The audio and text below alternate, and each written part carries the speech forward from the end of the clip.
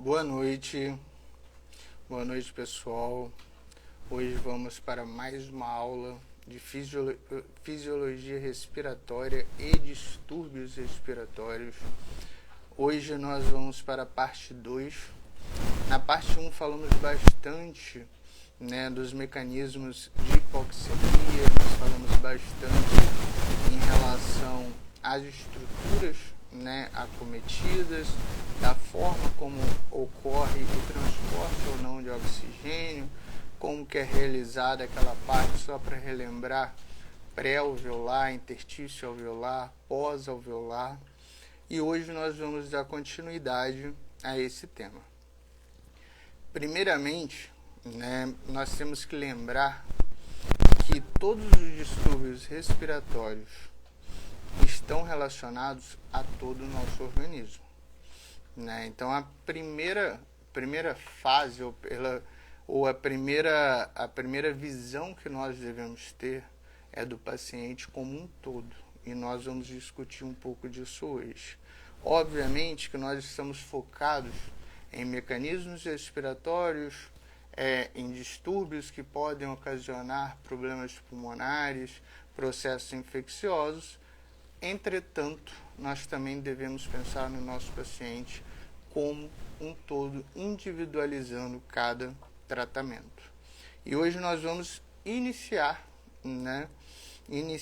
falando sobre as estruturas, mecanismos, as zonas de ação. Através disso nós vamos entender um pouco melhor, por exemplo, porque o nosso paciente evolui com insuficiência respiratória. Nós vamos entender os sinais e sintomas que os nossos pacientes apresentam, que nos mostram, na verdade, eu costumo falar que na UTI, o paciente, mesmo sedado, entubado, muitas vezes ele pede ajuda para a gente.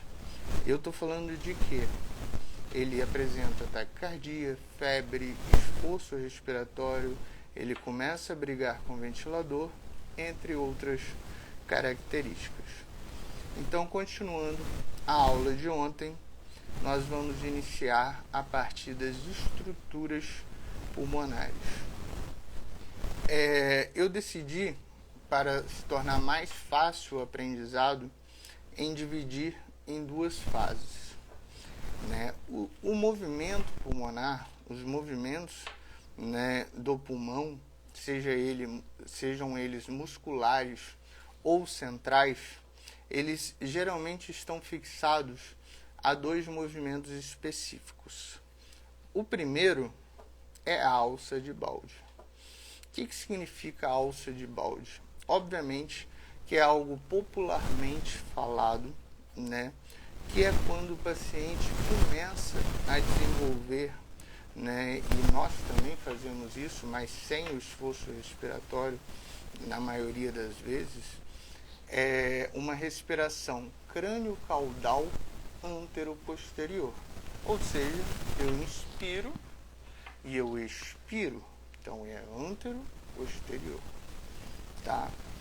Qual que é a grande importância disso? O principal marcador de insuficiência respiratória pulmonar aguda no exame físico é justamente a tiragem intercostal antero-posterior. Então, quando você observar o seu paciente com aquela respiração que ele está utilizando toda a musculatura diafragmática, acessórios, vamos chegar lá, mas que ele inspira de uma forma muito esforçada, com muito gasto energético, com muita pressão, e também expira de uma forma como se ele estivesse se aliviando da expiração. Então, por isso é chamado de alça de balde e é por isso sua importância. A outra estrutura, que é um pouquinho até mais conhecida, é aquela estrutura que nós utilizamos nossas musculaturas acessórias, que é também chamado de cabo de bomba.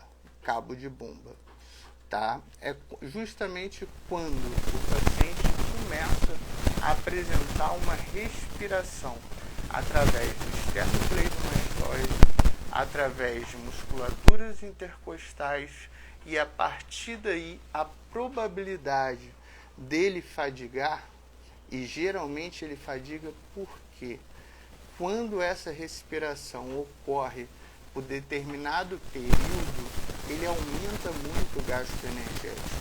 Aumentando o gasto energético, ele acaba aumentando a lesão diafragmática. E com isso, nós retemos CO2 e não conseguimos ficar nesse padrão respiratório. Então, as duas estruturas principais de movimentação respiratória seriam alça de balde e cabo de bomba, tá? Lembrando, antero posterior, cabo de bomba, nossa musculatura acessória, tá? E agora nós vamos falar um pouquinho de mecanismo, tá? Nós temos nosso mecanismo respiratório, tá? Que ontem foi falado um pouco, tá? A partir das zonas de troca. Então, nós sabemos que a respiração é feita principalmente de forma celular, ou seja, nós precisamos de ATP para que ocorra a inspiração e a expiração. Qual a importância disso? Você pega aquele paciente na UTI com um longo período de internação, longo período de ventilação mecânica, parâmetros mínimos ventilatórios, entretanto, não conseguimos desmamar ele da ventilação mecânica. Por quê? Porque ele já perdeu muita musculatura, ele já perdeu muita força, o gasto energético dele já foi muito grande. Então, qual que é o principal marcador que nós devemos dosar de forma sérica, justamente para tentar facilitar esse uso? Seria hipóxia, porque a hipofosfatemia reduz a produção da ATP e nós não conseguimos, obviamente, realizar esse movimento. A outra zona de troca que nós estamos vendo já é uma zona extramuscular, falando plasticamente disso. Sacos alveolares, para que eles servem? Sacos alveolares, basicamente, eles carregam, né, hemácias, hemoglobinas, oxigênio, conseguem fazer o desacoplamento através da 2,3-desfosfoglicerase, né, onde nós falamos disso ontem. Qual sua grande importância? Sua dissociação da curva de hemoglobina. Não sei se vocês lembram, mas espero, né, que se recordem, pois talvez tenha sido a principal parte, né, da aula. Quando nós desviamos para a esquerda, nós estamos desviando para a fase um pouquinho mais grave muitas vezes.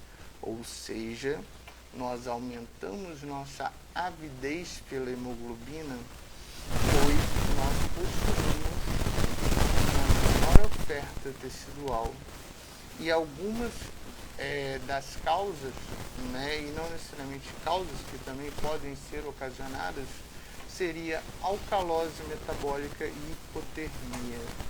Isso soa um pouco estranho, né? Porque quando, não só na UTI, quando nós estamos falando de consistência, quando nós estamos falando de enfermagem, enfim, quando nós estamos examinando o paciente, nós vamos perguntando com febre.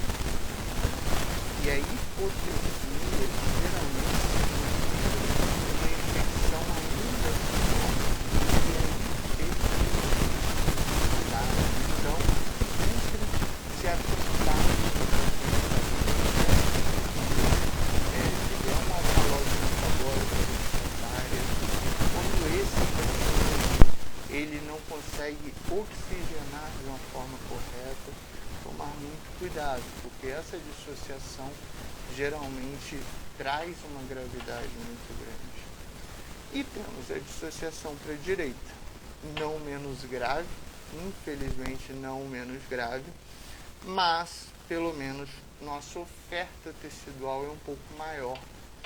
Nossa oferta tecidual sendo um pouco maior, muitas vezes é benéfica, mas nós podemos possuir um consumo tecidual também muito grande. Então temos que tomar cuidado neste meio termo para conseguirmos estabilizar e equilibrar o paciente. Então, dissociação para a direita, estamos falando de quê? Acidose, contrário da esquerda, hipertermia, ou seja, febre, e uma menor avidez pela hemoglobina, ou seja, uma maior oxigenação através dessa hemoglobina. Dividimos também em alvéolos, né? Nos alvéolos possuímos as divisões, né, que ontem tanto discutimos, né, pré-alveolar, interstício alveolar e pós-alveolar. Qual que é a importância disso tudo? Nós sabermos a etiologia da nossa insuficiência respiratória e observarmos por que esse paciente não está conseguindo oxigenar satisfatoriamente. Então, quando nós estamos falando de alvéolo, nós temos primeiramente de dividir em 3 posições. Vou relembrar, falei isso ontem, vou relembrar um pouco disso hoje de uma forma mais sucinta. Pré-alveolar, nós estamos falando de antes de chegar ao interstício. Podemos ter a baixa de FiO2, principal característica grandes altitudes e soterramento. E podemos ter a hipoventilação alveolar. O que lembramos de hipoventilação alveolar? Lembra lá em cima, quando eu falei do cabo de bomba, onde nossa respiração, principalmente por musculatura acessória, então nós temos esse CO2 e muitas vezes nós fazemos uma hipoventilação. Quero ver quem lembra da fórmula para nós distinguirmos se é uma hipoventilação alveolar ou se é algum outro distúrbio respiratório.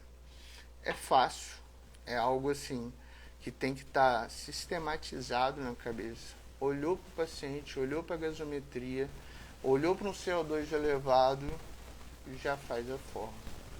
Lembra-se? 130 menos, entre parênteses, PaO2 mais PaCO2.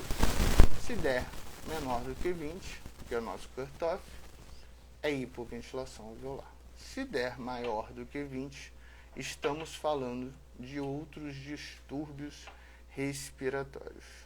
Então, falamos de pré-alveolar. Interstício alveolar, que vou passar sucintamente, um pouco mais rápido, que vocês vão ver, se vocês sistematizarem dessa forma, é muito mais fácil. Primeiro, difusão. Difusão, nós estamos falando basicamente de transporte. Quando nós falamos de transporte, é sinal que nós não podemos oxigenar. Se não conseguimos oxigenar, quais são as principais patologias? Fibrose pulmonar. Fibrose pulmonar, podemos ter um tromboembolismo crônico, enfim. Temos as áreas de shunt, que são aquelas áreas perfundidas, mas são áreas não ventiladas. Então, podemos falar de colapso alveolar, telectasias, entre outras patologias. Espaço morto, não conseguimos perfundir, por isso que é chamado espaço morto, não conseguimos ter a oxigenação através da perfusão, entretanto, nós conseguimos ventilar. Então, geralmente está relacionado a tromboembolismo pulmonar, pode estar relacionado a hipotensão, enfim, vasodilatação, e temos também o nosso shunt vascular direito e esquerdo, que nós estamos falando principalmente, né, das síndromes hepatopulmonares e do traumatismo medular não fixado. Ressaltando outra palavrinha que ontem eu falei, isso geralmente ocorre muito na UTI. O que acontece? Nós, bando de pares, colocamos todos os pacientes 45 graus, cabeceira elevada. O que ocorre? Esse paciente satura. Por que esse paciente satura? Porque ele rouba, sequestra nossa perfusão da zona apical para a zona basal. Só vou parar um pouquinho. O Vitor falou que o som tá ruim. Tá dando para ouvir. Vou tentar tirar o microfone, deixar somente com o celular. Melhorou? Alguém pode dar o feedback para falar se melhorou o som? Melhorou, Vitor?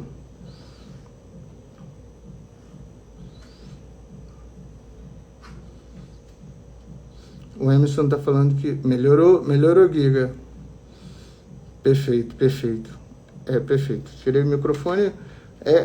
Justamente, vocês já sabem, né? Não me adapto a essas tecnologias, né? Então, vamos falar, intensivista raiz sempre, né? Então, vamos falar nosso português mesmo. E só para agradecer a presença de grandes plantonistas que hoje eu tenho a oportunidade de trabalhar junto, Guilherme, Vitor, lá em Franco da Rocha, que me deu a oportunidade, muito grato. Tá bom. E a todos os outros presentes também. Então, vamos lá, continuando. Vou tentar repetir agora um pouquinho mais rápido. Para quem não ouviu, pré-alveolar, baixa de FiO2, grandes altitudes, até porque isso tem na aula de ontem, e soterramento. Hipoventilação pulmonar, nós estamos falando basicamente daqueles pacientes que podem vir a reter CO2, mas tem uma fadiga muscular. Lembrado que eu falei anteriormente de estrutura. Vou até repetir essa parte da estrutura, como o som estava ruim, e eu acho que é uma parte muito importante para nós prosseguirmos a aula. Quando a gente separa o pulmão em movimentos respiratórios e estrutural, nós separamos em duas partes. Alça de balde, que popularmente chamada, que é quando nós fazemos nossa respiração antero-posterior. E cabo de bomba, como quando nós fazemos a respiração através de musculatura acessória, sendo intercostais ou esternocleidomastoide. Por que isso é importante? Porque quando nós fazemos o cabo de bomba por muito tempo, nós aumentamos nosso gasto energético, nós aumentamos nossa fadiga muscular e nós retemos mais CO2. E por que é importante nós sabermos a alça de balde? Porque quando nós ficamos muito tempo com a respiração ofegante antero-posterior, ou seja, usando toda a musculatura, não só intercostal e esternocleidomastoide, mas também peitoral, dorsal, o que acontece?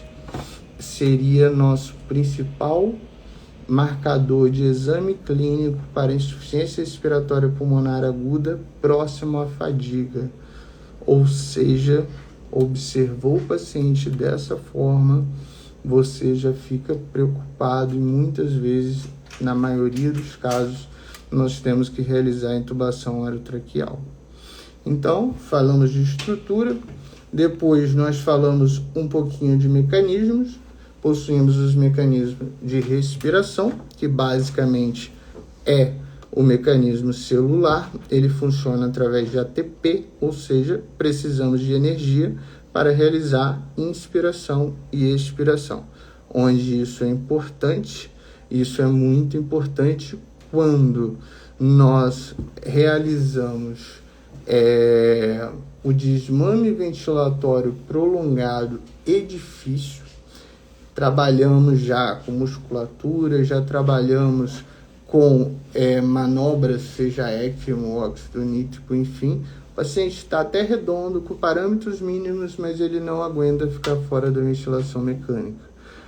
Qual que é o grande marcador que nós solicitamos, o grande marcador sérico? É o fósforo, pois a hipofosfatemia está diretamente implicada com o desmame ventilatório difícil, tá? Então, por isso a importância da respiração. E também possuímos as outras zonas de troca, né? Nós podemos realizar essas zonas de troca de uma forma direta e também de uma forma indireta, né? Então, os principais mecanismos são aqueles que nós estávamos falando, sacos alveolares, que carregam hemácia, hemoglobina e oxigênio, e para que ocorra seu desacoplamento precisa da 2,3 de fosfoglicerase, né? E esses sacos alveolares são muito importantes, pois na sua perda, né, ele influencia diretamente na produção de muco. E essa produção de muco leva também a um processo inflamatório, a um acúmulo mucoide, e é onde no paciente com enfisema pulmonar nós devemos entrar com corticoterapia.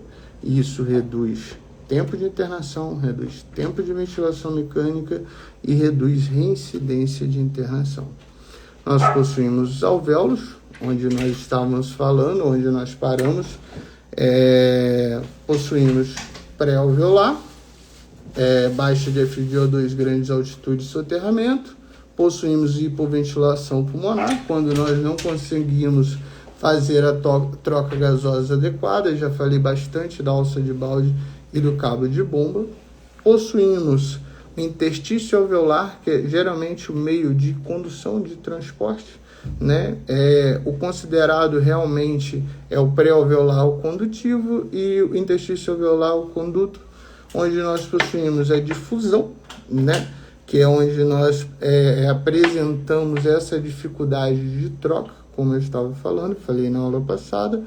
Possuímos também os shunts, são zonas perfundidas, mas não são ventiladas, né? Que seriam atelectasia, seriam colapsos alveolares.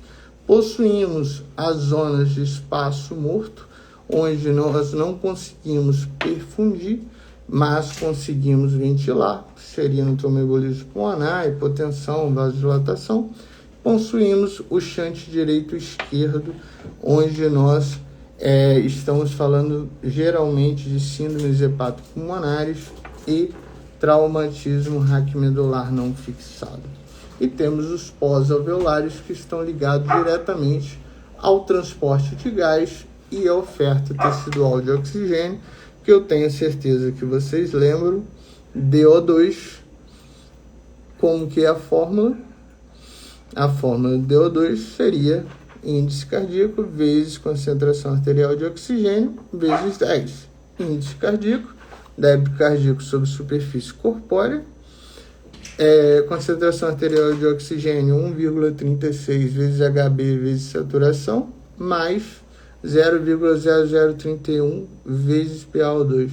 Pô, Alex, nunca vou decorar essa fórmula. Então, eu decorei de tanto estudar, de tanto assistir, mas realmente não tem necessidade nenhuma, e é algo que eu tenho na mente que é totalmente necessário. Para que serve isso? Para nós percebermos que, ao nível do mar, quando nós fazemos uma gasometria, o PaO2 não significa de absolutamente nada, pois é 0,0031 vezes PaO2. Se eu tiver um PaO2 de 500, não mudou nada. Se eu tiver um PaO2 de 1000, não mudou nada. Agora, a minha hemoglobina e a minha saturação, elas sim acabam alterando a forma de oxigenação, junto com a 2,3 de fosfoglicerase, com exceção da câmara hiperbárica. Em pacientes com síndrome de Fournier, um dos principais tratamentos, né, muitas vezes o primeiro tratamento, é na câmara hiperbárica. Qual é a diferença? porque em vez desse número 0,0031 vezes PaO2, é 7,39 vezes PaO2.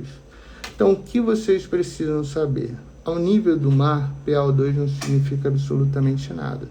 Mas, na câmara hiperbárica, o PaO2 tem sim sua importância e deve ser mensurado até mesmo para o tratamento do paciente, que melhora realmente muito os processos infecciosos e melhora a rapidez, né, da cicatrização da ferida. Então, já falamos de alvéolos, falamos de sacos alveolares, agora vamos falar do mais legal. Vamos falar das zonas terminais, dos bronquíolos terminais. Qual que é a importância dos bronquíolos terminais? Os bronquíolos terminais, eles ocorrem muito em neonatos, né, em mulheres que acabam tendo o parto antecipado de 28 a 32 semanas. Mas qual que é a importância disso? A importância que atrapalha na troca. E lembra que eu falei dos sacos alveolares? Quando nós perdemos os sacos alveolares, aumentamos a produção mucoide, tudo isso. O grande problema dos bronquíolos terminais é quando o paciente, geralmente aquele que possui doença pulmonar obstrutiva crônica, ele acaba evoluindo com enfisema pulmonar. Ou seja, ele não consegue trocar ali, ele não consegue ventilar aquela parte, ele não consegue perfundir. E os bronquíolos terminais estão diretamente relacionados a isso, pois a partir daí nós acabamos apresentando uma perda dos sacos alveolares, aumentando também o gasto energético, aumentando nossa influência sobre o muco e aumentando nossa influência mucoide. Como eu falei anteriormente, que seria a indicação para corticoterapia, reduzindo o tempo de internação, tempo de ventilação mecânica, entre outras coisas. Então, conseguimos já dividir nossas estruturas ventilatórias, nossos mecanismos ventilatórios.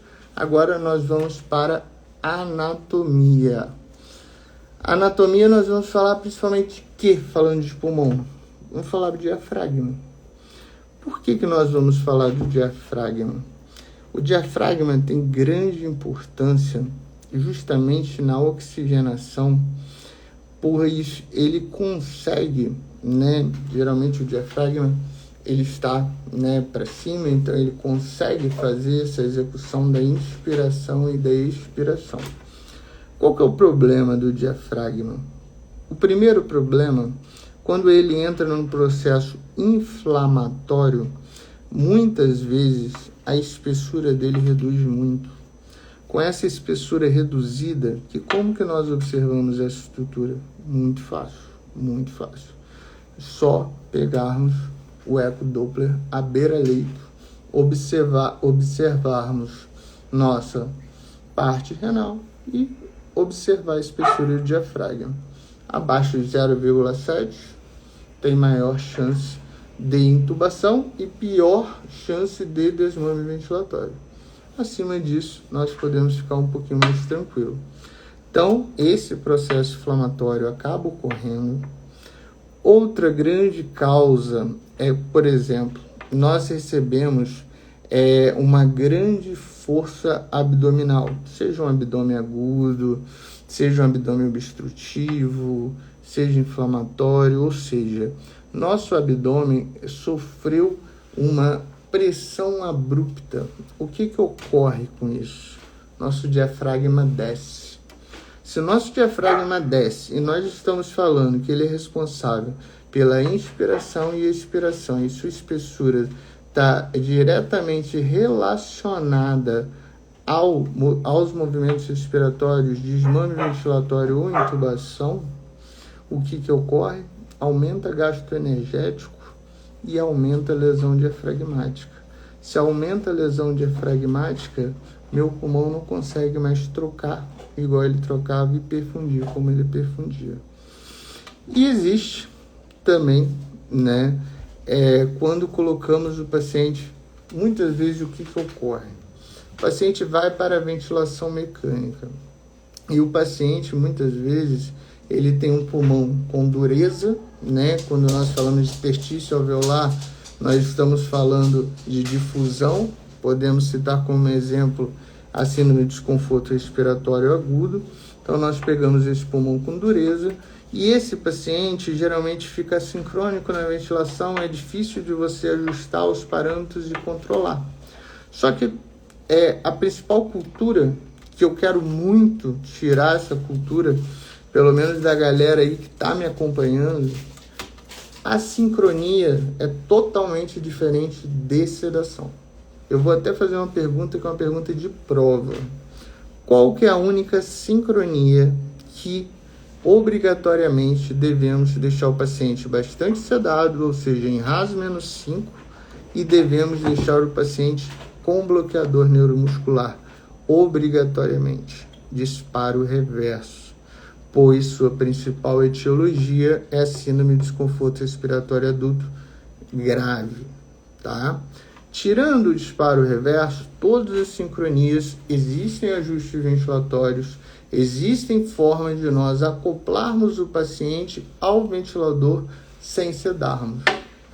O grande problema é que a cultura que nós criamos, e hoje nós estamos mudando bastante essa cultura, mas anteriormente ainda existe, nós deixávamos o paciente como? Em assistido controlado. Esse paciente, o diafragma dele praticamente movimentava a partir da ventilação mecânica. Nós vamos falar à frente sobre a telectrauma, sobre turbilhamento, sobre como reverter esse processo, tá? Mas qual que é o grande problema? Lesão diafragmática. O seu diafragma está funcionando não por você. Você não está disparando o seu diafragma. Você não está utilizando sua musculatura.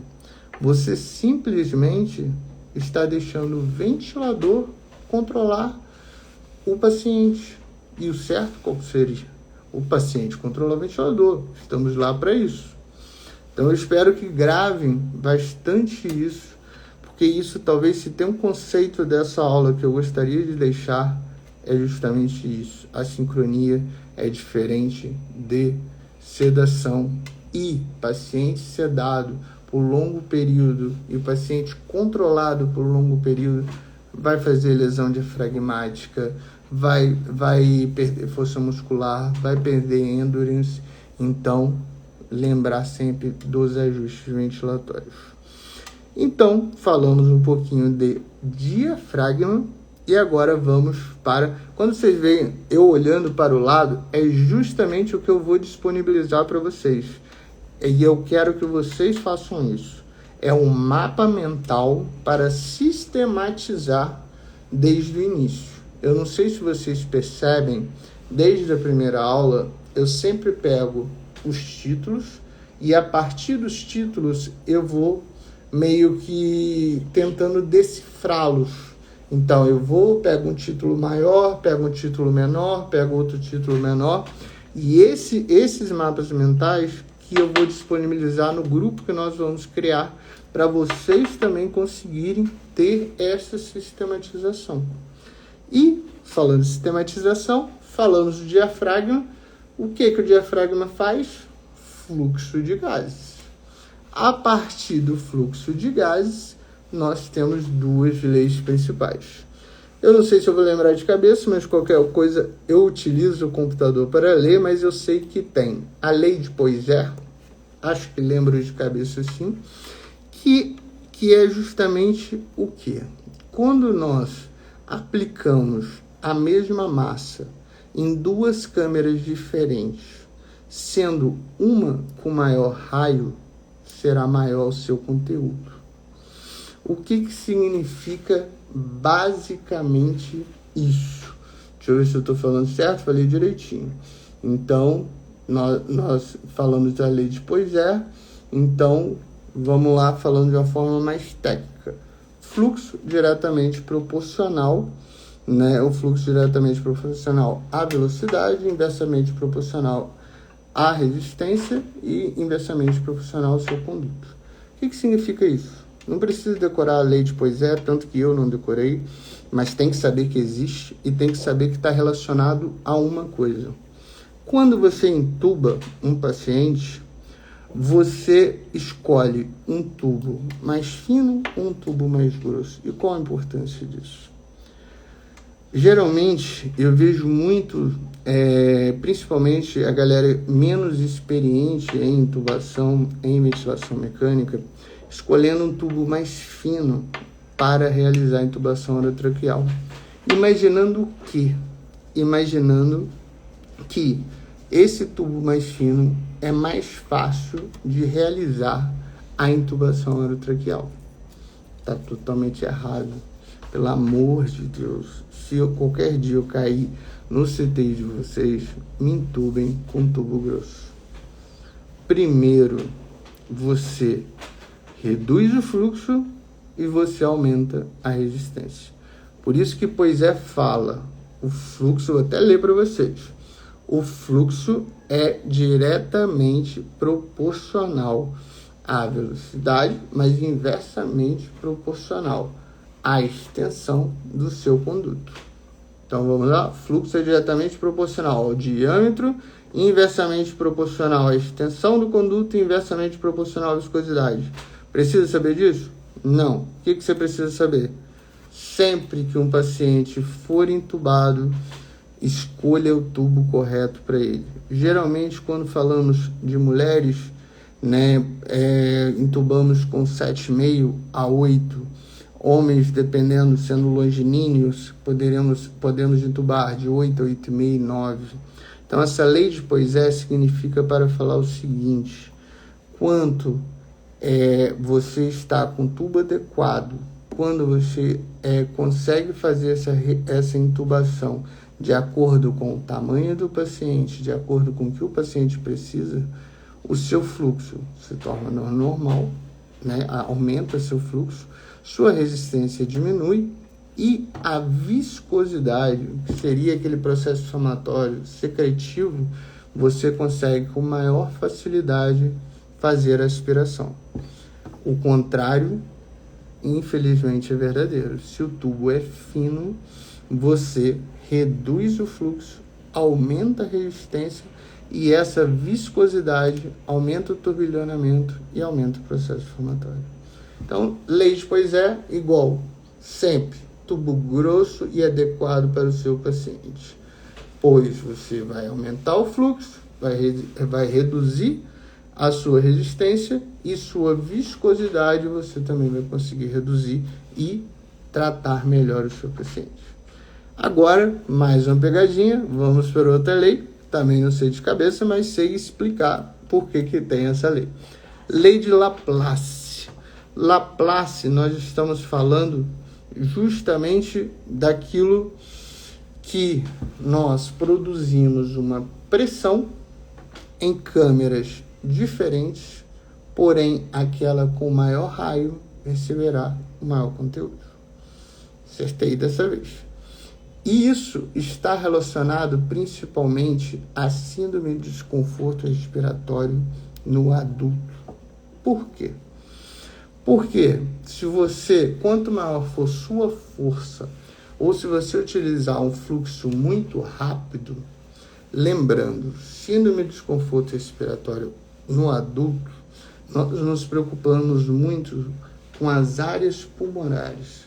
Possuímos as áreas apicais, que são aquelas menos perfundidas e mais ventiladas. Possuímos as intermediárias com o turbilhamento, com a telectrauma, e possuímos as basais, que são as mais perfundidas, mas estão mais relacionadas a colapso pulmonar e a telectasias. Então, lembrando que se você utilizar uma força muito grande na sua zona ápico anterior, em vez de você abrir aquilo que está com colapso pulmonar, você pode justamente causar hiperdistensão pulmonar, que seria uma sobreassistência. Essa hiperdistensão pode ocasionar volutrauma e barotrauma, fora outras lesões diafragmáticas. E lembrando dessas áreas, por que sua importância? Porque na síndrome de desconforto respiratório no adulto, nós pronamos esse paciente. Pode deixar aqui, Steph, que eu vou falar exatamente isso. Nós pronamos esses pacientes, por quê? Porque as zonas basais, elas estão mais relacionadas a colapsos pulmonares e atelectasias.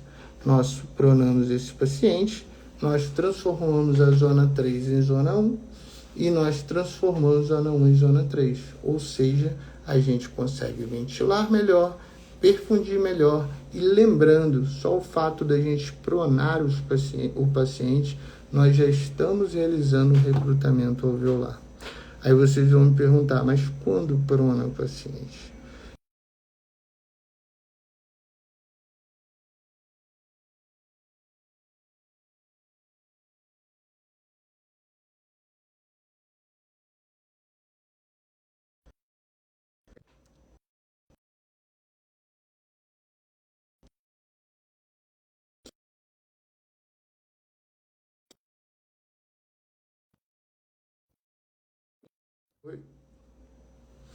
Pronto. Que estão relacionados, vamos lá, vamos voltar. Quando nós pronamos pacientes, síndrome de desconforto respiratório agudo seria PIP maior do que 5, excluindo lesões cardiogênicas, excluindo massas pulmonares e o paciente com PF abaixo de 300. 300 a 200 é leve, não prona. De 200 a 150 é moderada, não prona. Abaixo de 150 a 100, nós estamos falando de moderadamente grave. E isso já seria indicativo de bloqueio neuromuscular e também de pronação. E abaixo de 100, nós pronamos também por ser um síndrome de desconforto respiratório adulto. Agora, acredito que tem aí fisioterapeuta na aula, tem aí também o Giga, tá aí, o Vitor. Quem já viu passando rotina, muitas vezes eu discuto muito com os fisioterapeutas. Por quê? Porque isso virou uma regra de bolo, né? Isso virou uma regra tola e sem individualização do paciente. Por que eu estou falando isso? Primeira coisa, já que estamos falando de estruturas pulmonares. Se nós estamos falando de estruturas pulmonares, primeiro, nós temos que saber se nossos alvéolos estão colapsados ou não estão colapsados. Eu falei anteriormente, se eu estou falando de um paciente com doença pulmonar obstrutiva crônica, principalmente aqueles com enfisema pulmonar, eles vão ter uma complacência elevada. Esses pacientes podem ter atelectasia envolvidas, pode, mas eles já podem estar na zona fibrótica. Então não adianta eu trabalhar com PIP alta num paciente que ele não vai simplesmente abrir esses alvéolos. Esse paciente, na verdade, nós estamos fazendo hiperdistensão nele. Nós estamos retendo mais CO2 e muitas vezes provocando uma sincronia que é a mais comum, que é o disparo ineficaz com auto-PIP. Então, como que nós decidimos isso? Fugindo um pouquinho da aula, vamos falar disso mais especificamente posteriormente, mas fugindo um pouquinho. Primeiro, vamos estereotipar o pulmão. É um pulmão L ou é um pulmão H? O que significa um pulmão L? O pulmão L é aquele que responde a PIP baixa e fluxo elevado e frequência respiratória muitas vezes também elevado. Então, a não ser que tenha auto-PIP. A auto-PIP a gente mantém a frequência um pouquinho baixa, mas o fluxo elevado e uma PIP baixa. Esse paciente vai melhorar dessa forma, por quê? Porque você adicionou corticoide, voltando para a aula, você adicionou corticoide, reduziu o muco, reduziu a influência mucoide e você melhorou aquele processo inflamatório do paciente, que muitas vezes nem infecciosas são. Agora, se nós estamos falando de um pulmão H, esse pulmão H, sim, esse pulmão H está todo colapsado. principalmente base, né? Nós observamos nas tomografias, no raio-x, a base desses pulmões H, principalmente naquelas doenças agudas, aquele paciente que chega para você com aquela pneumonia grave, já evolui para choque séptico pulmonar, para SARA, esses pacientes respondem muito bem à PIP. Agora, como que nós mensuramos essa PIP e sabemos se é um pulmão L ou pulmão H? Primeira coisa, nós observamos a complacência do paciente. Não adianta a gente colocar, por exemplo, uma PIP de 15 se ele vai evoluir com a complacência de 5. De 5 também eu exagerei, mas com a complacência de 20. Mas não adianta também eu botar uma PIP de 5, de 6, porque eu estou com medo de praticar volutrauma, barotrauma, e esse paciente tem uma complacência também ruim e tem as zonas todas colapsadas. Qual que é o melhor meio de fazer isso? Tomógrafo de bioimpedância. Não temos tomógrafo de bioimpedância. Como que nós vamos fazer isso? Nós vamos titular PIP, que é diferente do que recrutar PIP. Pode ir subindo devagarinho, ver melhor complacência, ver melhor fluxo, ajusta os parâmetros, tá? E a partir daí estereotipamos, e isso deveria ter em qualquer checklist de qualquer UTI. Esse paciente é um pulmão L, não adianta você aumentar PIP para ele, você vai causar pneumotórax, você vai causar barotrauma, você vai causar volutrauma, não adianta. Esse paciente responde com a PIP baixa, com fluxo alto, e nós vamos tratar ele assim. Ou seja, também não vamos pronar esse paciente. E lembra do que eu falei do significado de síndrome de desconforto respiratório adulto? Temos que excluir meios cardiogênicos, que seria por hipervolemia, que seria a sarágua, e temos que excluir formas de massas pulmonares, formas neoplásicas. Então, para determinar síndrome de desconforto respiratório adulto, primeiro isso e depois estereotipar o pulmão. Não, Alex, é um pulmão H, está colapsado esse pulmão, ele responde muito bem à PIP, está melhorando complacência, melhorei relação perfusão, estou bem, melhorei relação PF, está melhorando. O que nós devemos só manter de olho? Ventilação protetora. Volume corrente 4 a 6, manter sempre uma PIP otimizada, mas respeitando o drive pressure, abaixo de 15, manter um pico numa taxa normal, no máximo 35, platô no máximo 30 e manter o paciente da forma individualizada que cada pulmão se sobrepõe, tá? E continuando a aula, né, falando um pouquinho agora, né, dessa parte de estereotipação e de tratamento, é a parte mais legal da aula. E quem ficou vai receber um presente muito legal. E vocês vão ver que eu não vou olhar para lá. Vocês vão ver que muitas vezes, na hora que vocês observam o paciente, vocês nem prestam atenção em alguns detalhes, mas são detalhes fundamentais para o início do tratamento. Quem aí já ouviu falar de interação coração-pulmão? Como que ela ocorre? Vamos lá, eu aprendi isso, né, com um professor meu, essa dancinha, por favor, eu sei que é ridícula, mas não riem, mas é uma dancinha que funciona. Paciente fora da ventilação mecânica, paciente na ventilação mecânica. Eu vou fazer a parte inspiratória, depois vocês vão entender por quê. Paciente fora da ventilação mecânica.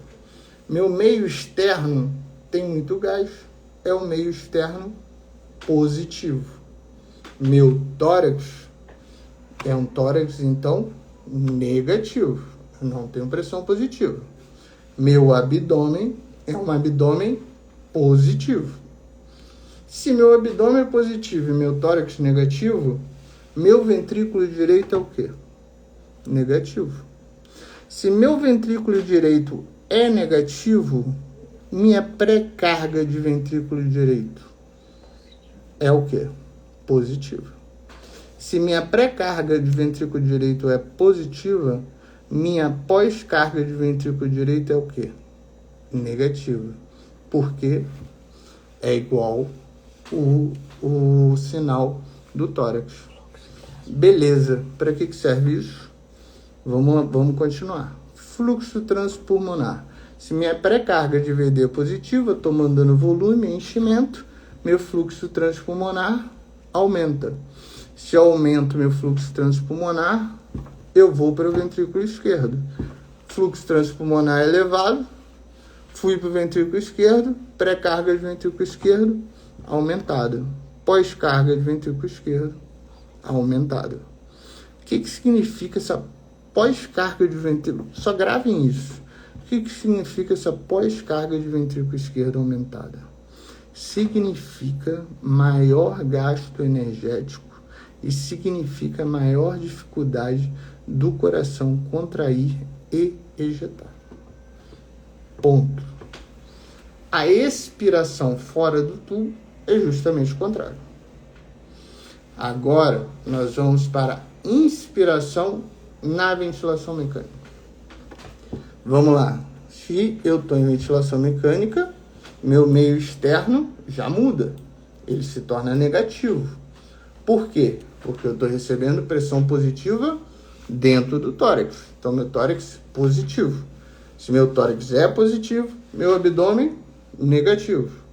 Se meu abdômen é negativo e meu tórax positivo, meu ventrículo direito positivo. Se meu ventrículo direito é positivo, minha pré-carga de ventrículo direito é negativa. E minha pós-carga de ventrículo direito é positiva. E se minha pré-carga de ventrículo direito é negativa, eu reduzo o quê? O fluxo transpulmonar.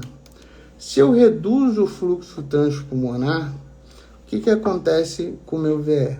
Eu reduzo pré-carga e eu reduzo pós-carga. Aí vocês vão perguntar, pô, Alex, e aí? Lembrem do que eu pedi para vocês gravarem em relação à pós-carga de VE fora do tubo, que aumentava, e agora a pós-carga de VE dentro do tubo, ela reduz. O que significa isso? Está totalmente contraindicada VNI em síndrome coronariana aguda isquêmica de ventrículo esquerdo. Por quê? Reduzo quando eu estou na ventilação mecânica, ou seja, eu preciso intubar o paciente, não posso fazer VNI, eu preciso intubar o paciente, pois no tubo ele reduz a pós-carga de VE e com isso reduz também o trabalho cardíaco e reduz, além disso, a dificuldade de contrair e ejetar. Aí vocês vão falar assim, legal, né? Ventrículo esquerdo e ventrículo direito. Mesmo esquema, só que agora é o contrário. Vocês lembram lá no ventrículo direito? Lá no ventrículo direito, na inspiração, o que acontece? Vamos de novo. Positivo, negativo, positivo. Ventrículo direito, negativo, pré-carga positiva. Se minha pré-carga é positiva e minha pós-carga do ventrículo direito segue o sinal do tórax, minha pós-carga de ventrículo direito reduz. Então, pacientes com infarto de VD, nós tentamos segurar na unha para não precisar ser entubado, porque ele está com o trabalho reduzido pela pós-carga do ventrículo direito. Deu para pegar? Lembrando que isso tudo vai estar no grupo que nós vamos formar. Todo esse estudo mental vai estar no grupo. Vocês devem estar pensando assim, nossa, gente, mas é muita coisa para decorar. Vocês viram que muita coisa realmente a gente tem que ler, por exemplo, lei de Poiseuille e lei de Laplace. Obviamente que a gente sabe o que ocasiona. A gente sabe, por exemplo, vocês já sabem que a lei de Poiseuille está relacionado ao tubo, aumento do fluxo, redução da resistência e redução da viscosidade. E vocês estão... vocês aprenderam que a lei de Laplace está relacionada justamente à forma que eu mando conteúdo, mas além disso, a rapidez da força que eu envio. Porque em vez de eu abrir áreas colapsadas, eu acabo fazendo hiperdistensão. Então é isso que vocês têm que saber. Resumo: alça de balde, insuficiência respiratória, justamente por principal marcador de exame clínico, tiragem intercostal anteroposterior. Cabo de balde, musculatura acessória, retentor de CO2, geralmente hipoventilação alveolar.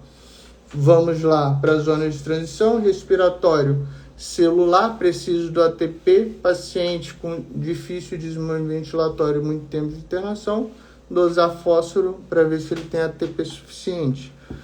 Embaixo temos as nossas zonas de transições, sejam elas alveolares, saco-alveolares ou bronquíolos, já falamos bastante. Os alveolares talvez sejam mais importantes, que é o interstício, que é justamente o meio da passagem, e definir justamente cada um por cada patologia. Depois nós já vamos para o final, que nós falamos exatamente da síndrome de desconforto respiratório adulto. Lembrar de zona 1, zona 2, zona 3. Zona 2 é responsável, e é legal vocês saberem disso, a zona 2 é responsável pelo atelectrauma. E quanto mais atelectrauma eu ocasiono, quanto mais turbilhamento eu ocasiono, maior meu processo infeccioso ou inflamatório e maior minha lesão pulmonar. A área 1 é aquela que é menos perfundida, tá? E que é menos ventilada, que é menos ventilada e mais perfundida. E a área 3 é aquela mais ventilada e menos perfundida. Quando falamos de colapso e atelectasias, falamos de zona 3, de zonas basais, por isso pronamos os pacientes. Beleza?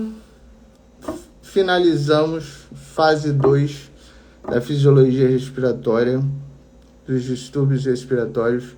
Fiquem tranquilos, essa é a parte mais difícil. A parte 1 talvez é a parte mais fácil realmente, e a parte 2 é a parte mais difícil e mais chata, que a gente fala muito de biologia, fala muito de ciência, fala muito de termos técnicos, mas agora vocês vão, tenho certeza disso, vão se empolgar, se entrosar, interagir, porque agora nós vamos falar do bicho pegando, nós vamos falar de UTI, nós vamos falar das patologias, nós vamos associar cada fisiologia a cada patologia. Tá bom, meus amigos? Uma boa noite, obrigado pela presença de todos. Lembrando que amanhã tem aula novamente às 20 horas e conto com a presença de todos vocês. Hoje, quem tiver interesse, é só me mandar um direct que nós vamos montar um grupo somente nosso, né? Quem quiser participar, justamente para tirarmos dúvidas, justamente para discutirmos assuntos e também para discutirmos novos artigos, novas literaturas. Grande abraço, fiquem com Deus e uma ótima noite.